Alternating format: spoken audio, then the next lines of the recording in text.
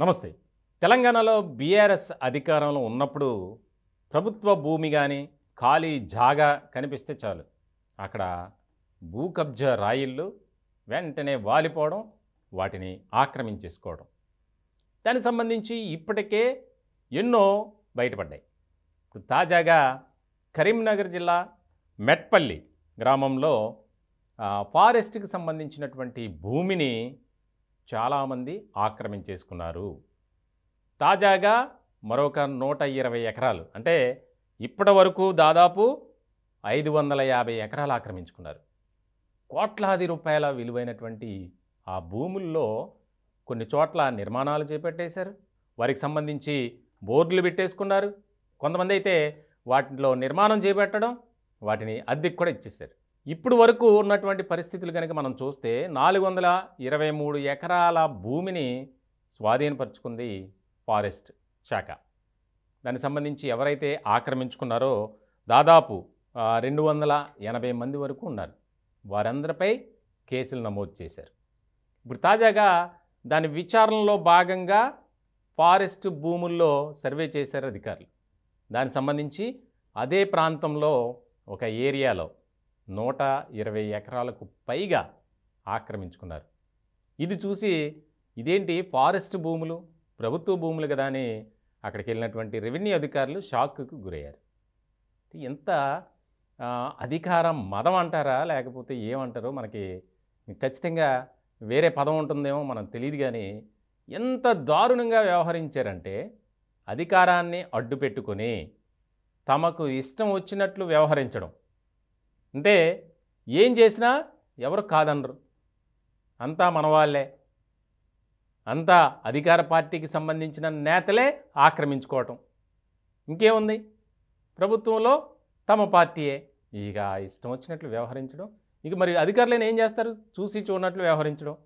ఒకవేళ కాదని చెప్పి వారికి ధీటుగా కానీ వారిని ఎదిరించి మాట్లాడే పరిస్థితి ఉందా గతంలో తెలంగాణలో? లేదుగా. సో ఇలాంటి నేపథ్యంలో ముఖ్యమంత్రి రేవంత్ రెడ్డి గారు స్పెషల్ ఫోకస్ పెట్టారు. చాలా ఇంపార్టెంట్ ఇష్యూగా తీసుకున్నారు రేవంత్ రెడ్డి. ఇప్పటికే ప్రభుత్వ భూములను ఆక్రమించుకున్న వారిని అరెస్ట్ చేయటాలు, కేసులు పెట్టడం, అందులో ఎంత పెద్దవారైనా సరే ఉపేక్షించొద్దు, సహించొద్దు అని చెప్పి కొన్ని ఆదేశాలు కూడా జారీ చేసినటువంటి క్రమంలో ఇప్పుడు తాజాగా వెలుగు చూసినటువంటి ఈ వ్యవహారంతో ఒక్కసారిగా ప్రజలు కూడా అవాక్కైనటువంటి పరిస్థితి.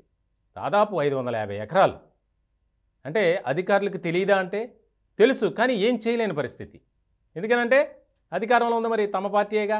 అంటే ఎవరైతే ఆక్రమించుకున్నారో గతంలో కూడా జరిగింది, ఇక్కడ పలానా ప్లేస్లో ఇంత భూమి ఆక్రమణకు గురైందని చెప్పి కూడా ప్రభుత్వానికి కంప్లైంట్ చేశారు. ఏం చేయలేని పరిస్థితి. ఇలాంటి నేపథ్యంలో ఇప్పుడు తీసుకున్నటువంటి నిర్ణయం ఏదైతే ఉందో, అందరి మీద కేసులు పెట్టండి, ఎవరైతే ఆక్రమించుకున్నారో వారిని వదలొద్దు, వారిపై క్రిమినల్ చర్యలు తీసుకోండి అని ఆదేశాలు జారీ చేసినటువంటి క్రమంలో ఇంకేముంది, వారికి ఒక రకమైనటువంటి పవర్ వచ్చింది కాబట్టి అధికారులకి ఏదైనా చేస్తారు. ఇప్పుడు వణికిపోతున్నారు బీఆర్ఎస్ నేతలు. అంటే కంప్లీట్గా వాళ్ళే ఆక్రమించుకున్నారని నేను చెప్పట్లా, కానీ అధికారాన్ని అడ్డు పెట్టుకొని బీఆర్ఎస్ పార్టీ అలాగే తమ అనుచరులు, తమ కుటుంబాలకు సంబంధించిన ప్రతి ఒక్కరూ ఆక్రమించుకోవడం, అడిగేవాళ్ళు లేడు కదా. సో ఇలాంటి సందర్భంలో ఈ వ్యవహారానికి సంబంధించి చాలా సీరియస్ అయ్యారు. అలాగే రాష్ట్ర వ్యాప్తంగా ఇంకా సర్వే చేపట్టండి. ఎక్కడైతే ఇప్పటికే కొంత నివేదిక తెప్పించుకున్నటువంటి సీఎం రేవంత్ రెడ్డి గారు ఆ క్రమంలో ముందుకు వెళ్తున్నారు. ప్రత్యేక టీమ్స్ని ఏర్పాటు చేశారు. వెళ్ళండి, ఆ ప్రాంతానికి వెళ్ళి ప్రభుత్వ భూమిలో ప్రభుత్వానికి సంబంధించి అది ఖాళీగా ఉందా లేదా ఎవరైనా ఆక్రమించుకున్నారా, ప్రతి చోట ఎక్కడైతే ఎక్కువ విస్తీర్ణం కలిగినటువంటి భూమి ఉంటుందో అక్కడికి వెళ్ళండి, పరిశీలించండి. ఇప్పుడు వచ్చినటువంటి కంప్లైంట్స్ని బేరీజ్ వేసుకొని వాటికి అనుగుణంగా ఆ ప్రాంతానికి వెళ్ళి పరిశీలించండి అని చెప్పి కొన్ని టీంలను ఏర్పాటు చేసినటువంటి సీఎం రేవంత్ రెడ్డి దిశగా ముందుకు వెళ్తున్నారు.